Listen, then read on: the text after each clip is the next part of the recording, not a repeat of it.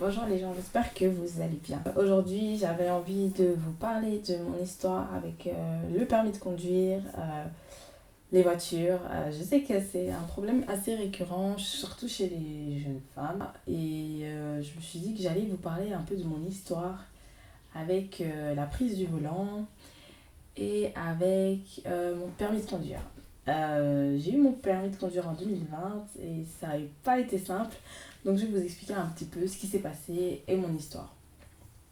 Alors, donc, pour resituer, moi je viens d'une famille où il y a très très peu de femmes qui conduisent.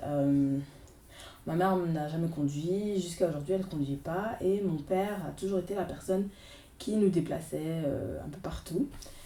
Donc c'est vrai que je crois que ça a joué dans le fait que je sacralise un peu l'idée d'avoir une voiture et de conduire.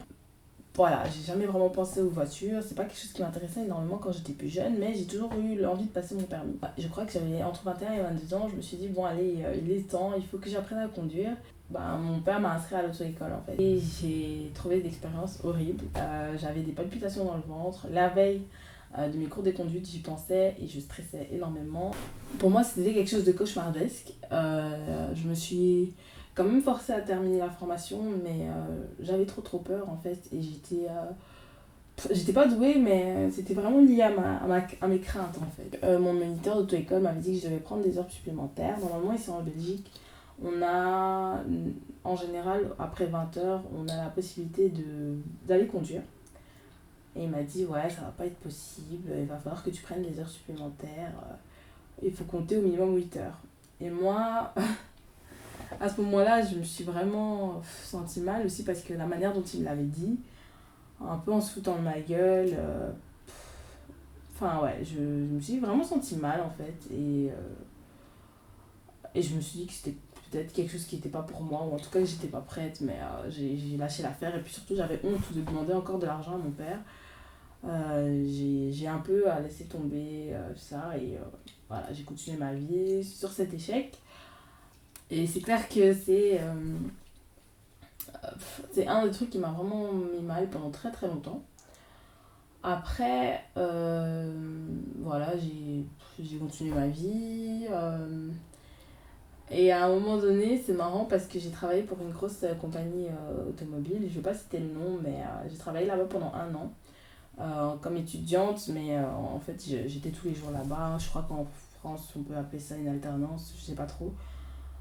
Et voilà, du coup, des fois, j'avais besoin de conduire et j'avais pas de permis. Et beaucoup de gens se sont foutus de ma gueule, disaient que c'était un oxymore, comment je pouvais travailler pour une entreprise de voiture alors que j'avais pas mon permis.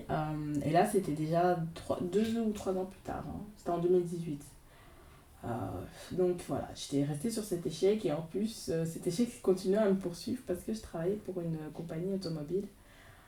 Et vraiment, à la fin, bon, j'arrivais pas très bien à gérer avec les cours, donc j'ai décidé d'arrêter. Mais je suis persuadée que le fait de ne pas savoir conduire, ça a beaucoup joué dans le fait que j'arrête parce que je me sentais pas légitime en fait. J'avais l'impression que j'avais rien à faire là et que ça n'avait pas de sens que je travaille pour une compagnie pareille. Donc voilà, Euh, j'ai arrêté, puis j'ai eu d'autres jobs.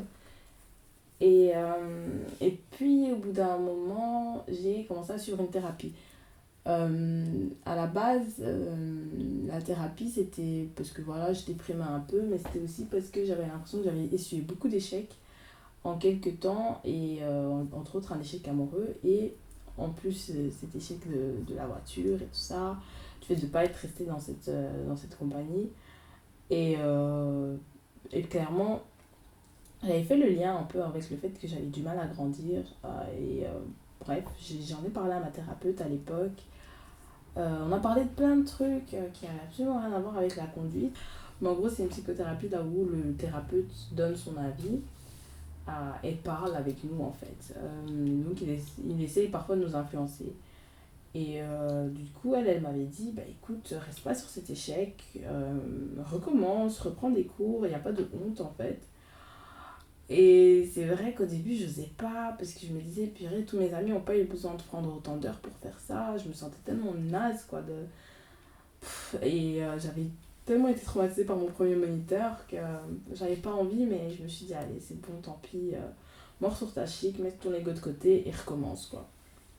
Donc j'ai repris 20 heures de cours. Heureusement, je travaillais à l'époque, donc j'avais les moyens de me les payer. J'ai recommencé. J'ai mis beaucoup d'argent dans la voiture. Et au bout d'un moment, ici en Belgique, au bout d'un moment, quand on a fait les 20 heures, on a le droit à un L. Et donc, on a le droit de conduire seul. J'ai eu la chance de pouvoir me payer des cours supplémentaires, de prendre en charge aussi ma santé mentale, le fait que j'y arriverais pas. J'ai pu être conseillée correctement et vraiment, ça m'a aidé à prendre les bonnes décisions. Et je crois que parfois dans la vie, c'est ce qu'on a besoin. On a besoin de quelqu'un pour nous aider à prendre les bonnes décisions. Je crois que c'est vrai que le fait d'être dans un bon environnement, d'avoir de la possibilité financière, d'avoir de l'aide, le support psychologique de quelqu'un, donc c'est toutes des choses qui peuvent nous aider. Si je peux donner quelques conseils, alors simplement je dirais la première chose, c'est d'investir. Vraiment investir, investir, investir. Je sais qu'au début, on a l'impression qu'on fait ça pour rien, qu'on jette de l'argent par les fenêtres. Autant quand je regarde le fait d'avoir payé beaucoup de cours, le fait d'avoir acheté une voiture alors que j'étais pas encore prête, même si c'était une voiture qui coûtait pas très cher, mais bon, voilà. Mais voilà, il faut ce qu'il faut. Et si on n'investit pas en nous, on ne pourra pas réussir à passer certains caps. Donc c'est important d'accepter d'investir. Ensuite, la deuxième chose, je dirais, c'est de s'exposer petit à petit, doucement, à cette phobie. Donc, d'abord, faire des petits tours peut-être dans un parking ou au début, rouler avec quelqu'un, juste passer la première, la deuxième, maximum la troisième. Vraiment faire petit à petit, en fait. Ne pas aller trop vite et trop loin, inutilement. Essayez de se retrouver dans le bon environnement. Si vous savez que vous êtes quelqu'un qui vraiment être incapable de conduire en ville parce que ça vous angoisse beaucoup trop, pourquoi pas déménager, pourquoi pas essayer de vivre plutôt dans une petite ville, un village, et de conduire là-bas. Et puis après, si vous avez besoin d'aller en ville, vous faites tout en transport en commun. Si c'est ce qui vous convient, c'est ok. Il ne faut pas, je pense, se mettre la pression quand c'est pas forcément nécessaire, je crois. C'est que je crois que comme dans tout, il faut un peu se forcer, il faut un peu se donner du mal au début. C'est loin d'être évident. C'est quelque chose que j'aurais aimé discuter avec quelqu'un, j'aurais aimé me rendre compte que c'était ok en fait d'avoir autant de galères. Mais ouais, il faut un peu se donner du mal, il faut se forcer et puis à un moment donné ça vient tout naturellement.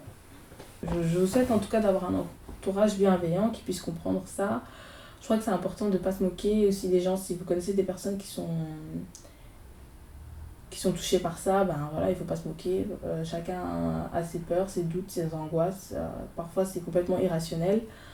Mais à la limite, avoir peur de conduire, je crois que ça a beaucoup plus de sens qu'avoir peur d'une araignée. Parce que clairement, il y a un réel danger qui peut conduire potentiellement à des accidents graves. Donc, c'est plus compréhensible, je crois.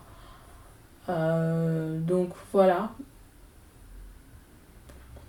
Je pense que c'est tout pour moi. Je pense que j'ai terminé.